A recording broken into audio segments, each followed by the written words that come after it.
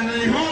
उनको लाठियां पड़ी है, वो खुले आसमान में सो रहे हैं, वहाँ चादर भी नहीं है, वहाँ पानी भी नहीं है, वहाँ खाना भी नहीं है, और आप मुझसे कहते हो कि मैं उनका प्रतिनिधि हूँ, मैं जाके गद्दे में सो जाऊं। मेरा जमीन इस बात की गवाही नहीं देता, जहाँ वो पड़े हैं वहीं मैं रहूंगा।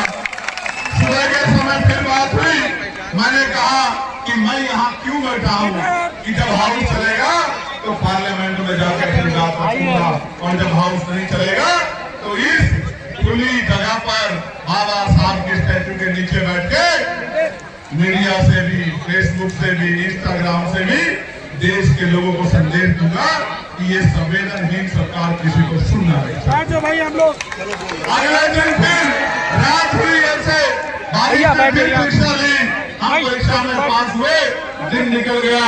फिर स्पीकर साहब ने वार्ता की, क्या चाहते हो? मैंने कहा एक ही चीज चाहिए।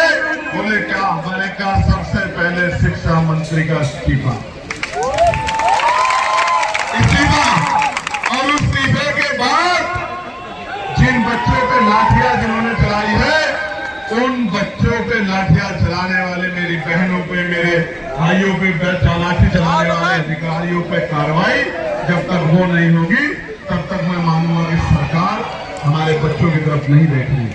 फिर दोपहर में इस सरकार के दो बड़े मंत्री, एक कानून मंत्री और दूसरे सामाजिक न्याय अधिकारिता मंत्री मेरे पास आए कि भाई इतनी गर्मी में बैठे हो, बीमार हो जाओगे, उठ जाओ। मैंने कहा मुझे उठाने का एक ही तरीका है कि सबसे पहले धर्मेंद्र प्रधान जी इस्तीफा देंगे, उसके बाद बोले हमें आपकी चिंता है। मैंने कहा आपको मेरी चिंता है, मुझे मेरे बहनों भाइयों की, बच्चों की चिंता है, देश के बच्चों की चिंता है, उनके भविष्य की चिंता है। युवा देश की रीढ़ है, जब तक उनके साथ न्याय नहीं होगा तब तक बात आगे नहीं बढ़ेगा। प्यारे साथियों, मैंने वीडियो के माध्यम से देखा, नौजवान रुक गया, लाठी लगनी शुरू हुई, नौजवान रुक गया, फिर भी लाठियों से पीटते रहे। उसने हाथ खड़े कर लिए, सरेंडर कर दिया, फिर भी लाठियों से पीटते रहे। उसने हाथ ऊपर उठा लिए, हाथ जोड़ लिए, फिर भी पीटते रहे। टांगों से काम नहीं चला तो कमर को लाठी मारते रहे। और मैंने ऐसा निर्दयता की देखी, कितने निर्दयी हो गए कि जब तक सर पे लाठी मार के वो गिरा नहीं तब तक लाठी रुकी रही। इतना जुल्म किया दिल्ली की सरकार के इशारे पे पुलिस के भाइयों ने। आप जानते हो मैं पुलिस के भाइयों के लिए सबसे ज्यादा लड़ता हूँ, कागजी तौर पे भी, पार्लियामेंट में भी, कमेटी में भी और सड़कों पे भी लगातार लड़ता हूँ।